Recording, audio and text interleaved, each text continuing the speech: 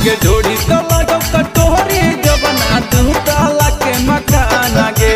नैहर में चला वही छौड़ी जवानी के दुकान आगे नैहर में चला वही छौड़ी जवानी के दुकान आगे ढोड़ी तो लगो कटोरी जबना दू ताला के मकान आगे ढोड़ी तो लगो कटोरी जबना दू ताला के मकान आगे आगे नैहर में चला वही छौड़ी जवानी के दुकान आगे आगे नैहर में चला वही छौड़ी जवानी के दुकान आगे जवानी के दुकान आगे नैहर में चला वही छौड़ी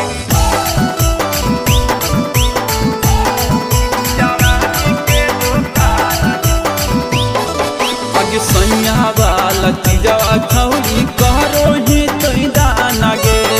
सोला के उमर में छौरी लागो ही जवाना गे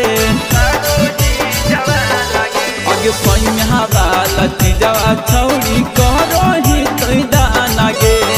सोला के उमर में छौरी लागो ही जवाना गे जवानी के गरमी झारो ही छौरी गाँव घर में ही बगाना मागे जवानी के गरमी झारो ही छौरी गाँव घर में ही बगाना मागे आगे नैहर में चला वही छौरी जवानी के दुकान आगे आगे नैहर में चला वही छौरी जवानी के दुकान आगे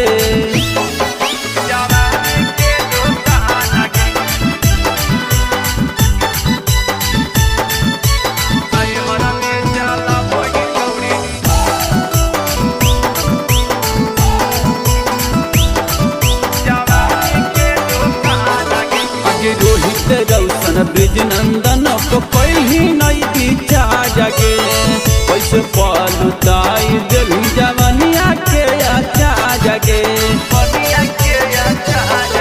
आगे रोहित रौशन ब्रिज नंदन को पहली नई पीछा जागे